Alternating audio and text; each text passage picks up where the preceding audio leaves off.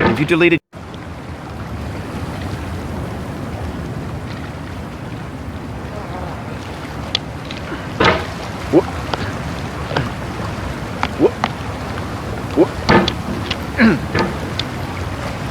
There's no feeling more intense than starting over. If you deleted your homework the day before it was due, as I have, or if you left your wallet at home and you have to go back after spending an hour in the commute. If you won some money at the casino and then put all your winnings on red but it came up black. If you got your best shirt dry cleaned before a wedding and then immediately dropped food on it. If you won an argument with a friend and then later discovered that they just returned to their original view. Starting over is harder than starting up. If you're not ready for that, like if you've already had a bad day, then what you're about to go through might be too much. Feel free to go away and come back. I'll be here. Alright, thanks for coming with me on this trip. I'll understand if you have to take a break at any point. Just find a safe place to stop and quit the game.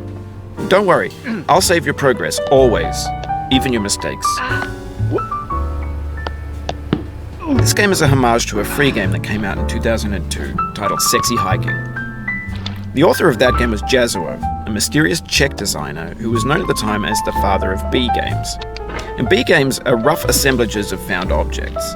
Designers slap them together very quickly and freely, and they're often too rough and unfriendly to gain much of a following. They're built more for the joy of building them than as polished products. In a certain way, Sexy Hiking is the perfect embodiment of a B game. It's built almost entirely out of found and recycled parts, and it's one of the most unusual and unfriendly games of its time.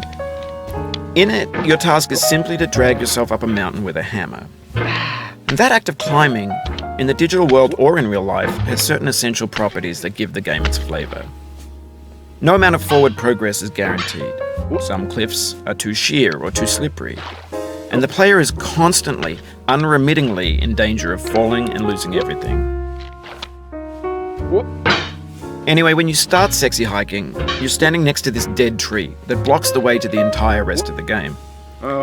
It might take you an hour to get over that tree, and a lot of people never got past it. You prod and you poke at it, exploring the limits of your reach and your strength, trying to find a way up and over. And there's a sense of truth in that lack of compromise. Most obstacles in video game worlds are fake. You can be completely confident in your ability to get through them once you have the correct method or the correct equipment or just by spending enough time. In that sense, every pixelated obstacle in Sexy Hiking is real. The obstacles in Sexy Hiking are unyielding, and that makes the game uniquely frustrating. But I'm not sure Jazuo intended to make a frustrating game. The frustration is just essential to the act of climbing, and it's authentic to the process of building a game about climbing.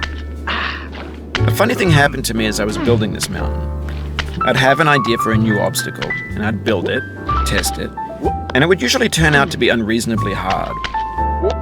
But I couldn't bring myself to make it easier. It already felt like my inability to get past the new obstacle was my fault as a player rather than as a builder. Imaginary mountains build themselves from our efforts to climb them, and it's our repeated attempts to reach the summit that turns those mountains into something real. When you're building a video game world, you're building with ideas, and that can be like working with quickset cement.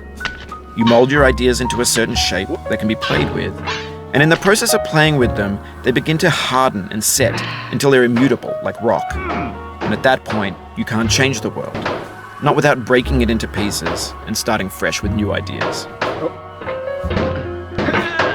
For years now, people have been predicting that games would soon be made out of prefabricated objects, bought in a store and assembled into a world. And for the most part, that hasn't happened, because the objects in the stores are trash.